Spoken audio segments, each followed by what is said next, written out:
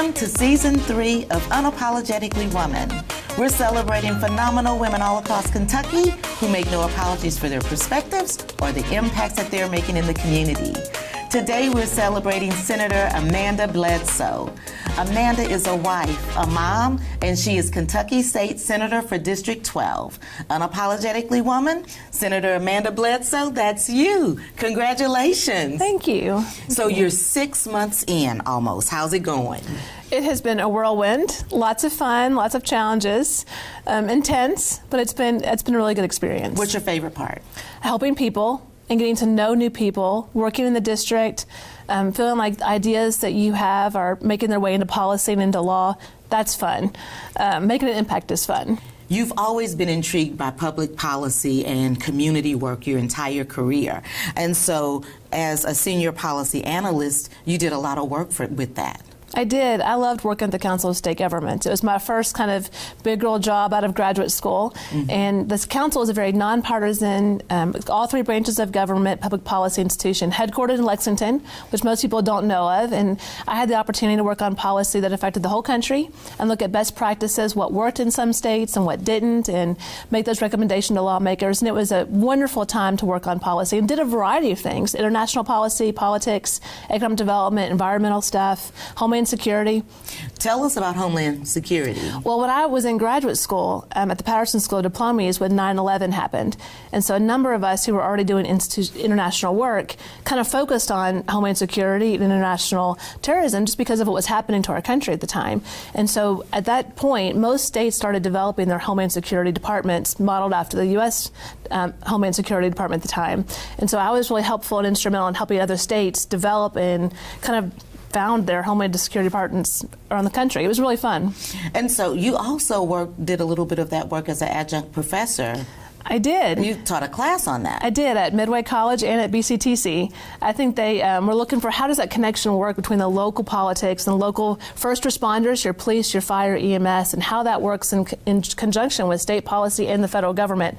You know, all those three pieces work together in Homeland Security or in policing in general. And so it was kind of fun to kind of tie those in for people who are trying to navigate some of it. Can be kind of, bureaucracies are challenging, and especially in times of intense security issues. So it was a fun class to teach. Look, I can't imagine that because I remember, all of the things that I was thinking during 9/11 and for years actually after that, and so I think it would have been interesting to be in a class to be able to learn more about what that really means. Oh, it was, and it was fun to teach because it changed all the time.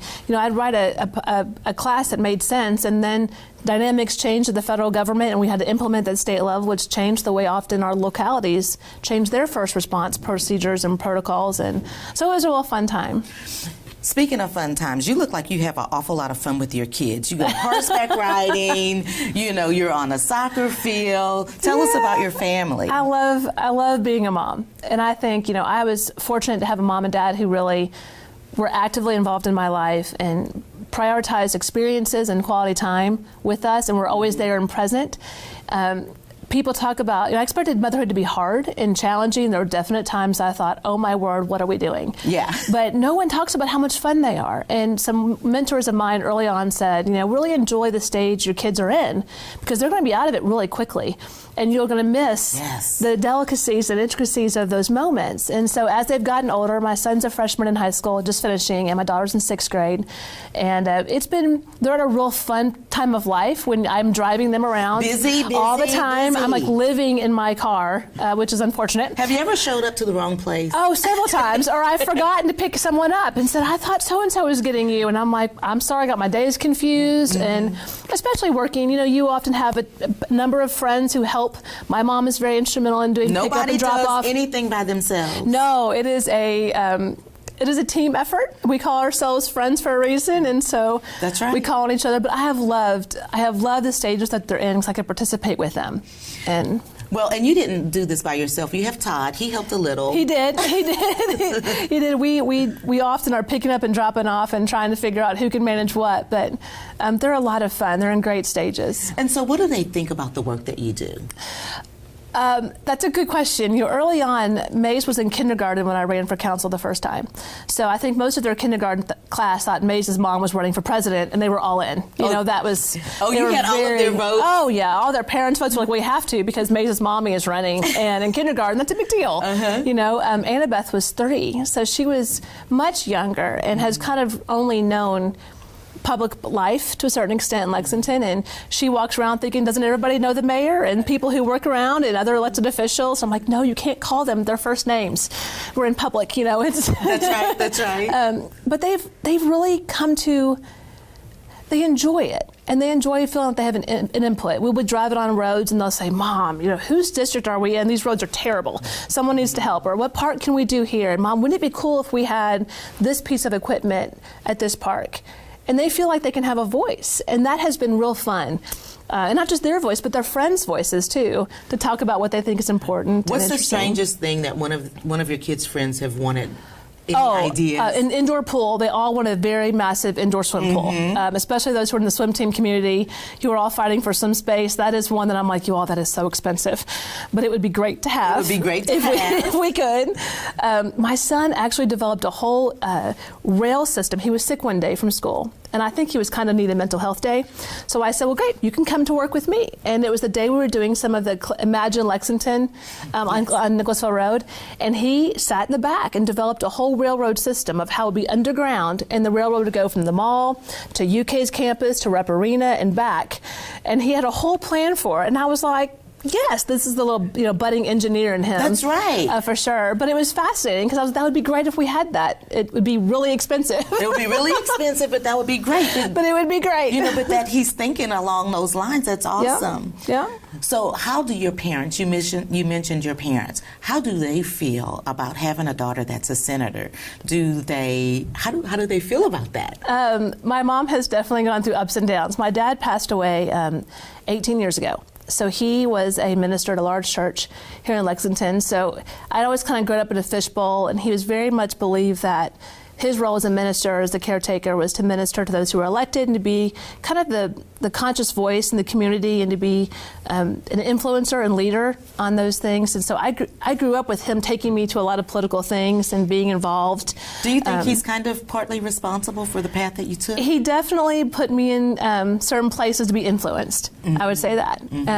However I chose to do it. I don't think, he may have had thoughts that I'd run one day, but I didn't. I thought I would just be helpers. I kind of envisioned myself as someone who helped the person who was running for office be successful and lead. And my mom, she's a widow, and so she has been a very big part of my life, just logistically. I said when I first ran, Mom, if you don't help me, I don't know how we'll do all this and do it well. And so it's been harder for her, through the times, especially when people aren't kind to myself or to when they say things that are hurtful. Right. But it's hurt when I'm hurt.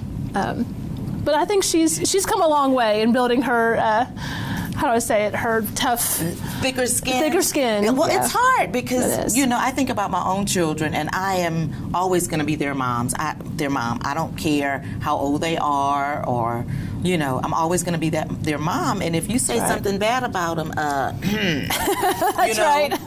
I'm not going to like it. That's right. And she's been my biggest cheerleader, when I've needed someone to say, am I doing the right thing, or what do you think? And she's been just that steady voice of, you're enough, be you, and that's all you need to be. And when I start to feel like I need to be someone else or do something else, I'm reminded, nope, I'm just fine. And you know what? I think that her giving you that advice, I think that, it kind of gave me goosebumps a little bit, because we don't often think that we are enough, that we have to be more than what we are or be someone different.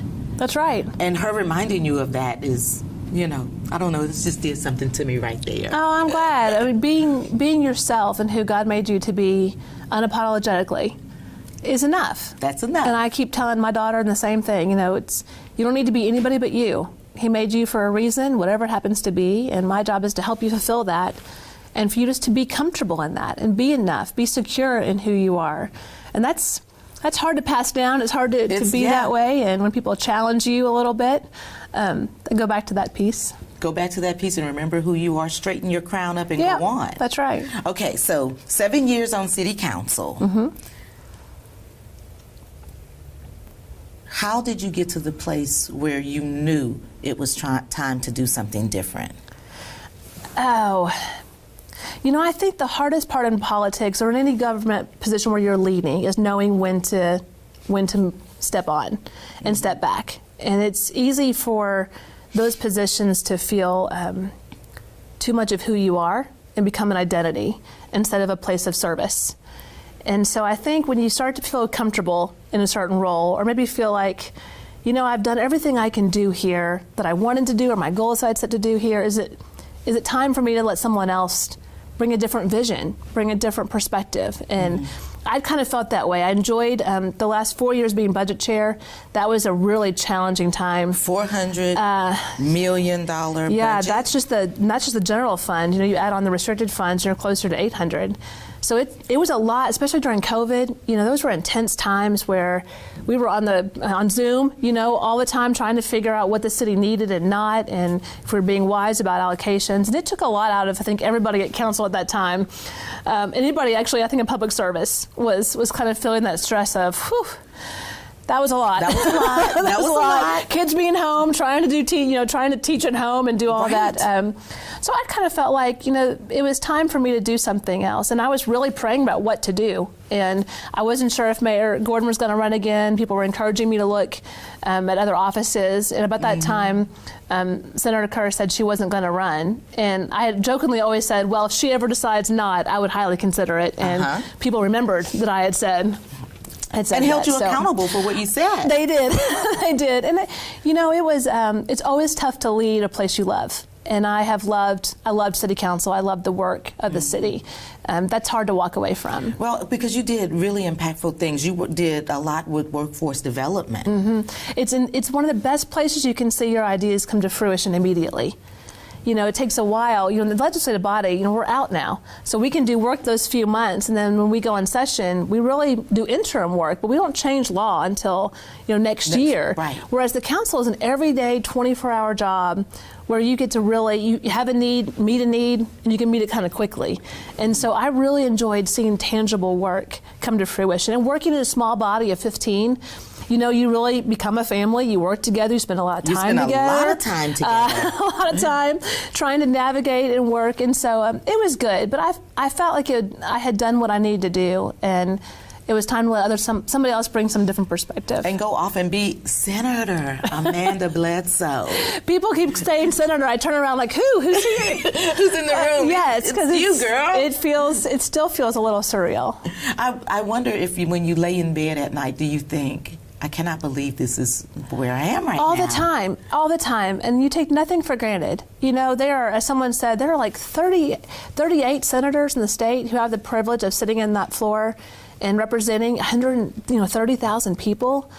That's an immense amount of weight in a respectable way. Absolutely. And there are a lot of kids who I have met, especially little girls, who come to the Senate chambers who are, well, what are you doing and what is this like? And just taking the oath on the floor and feeling like, holy cow, I was here as a little kid and seeing people make decisions in this room. It's a real privilege to serve, and I'm still learning to do it well. It's going to take time, but... But you're not always working. You have a little bit of a history with the cello. I do.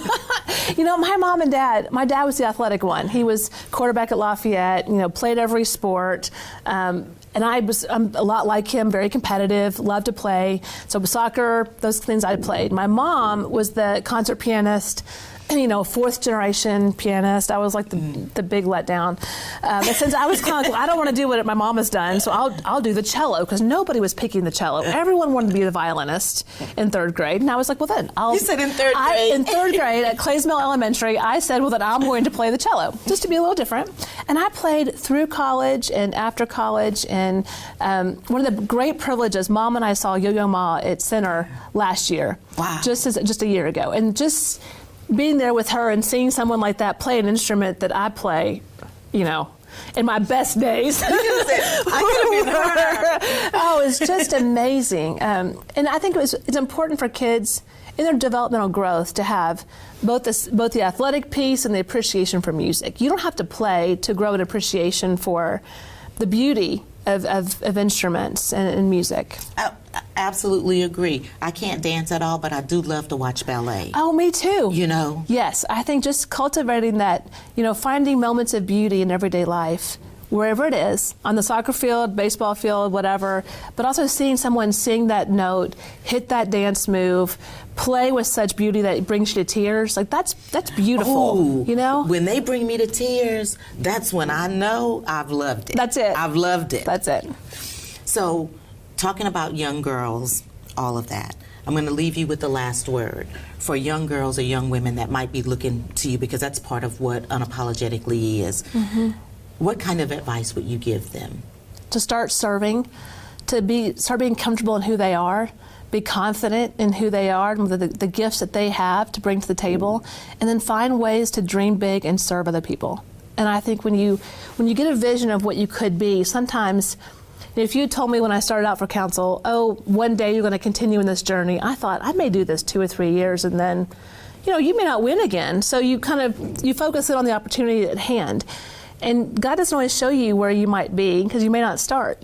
And so just taking that first step and saying, I'm willing to be brave, I'm willing to have some courage and try something different, step out a little bit and lead in the area that you have interest in, and finding some other women and mentors around you to support you in that effort, I think is really important. I'm constantly telling Annabeth, be you, be brave, get a vision of where you want to go, and then take little steps and be consistent and find some other people who want to go on that journey with you, who are going to be supportive.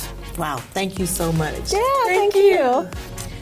You guys heard it from Senator Amanda Bledsoe. Don't be afraid to be brave and courageous and step out and do what you want to do. Take baby steps, one at a time, and you'll get there.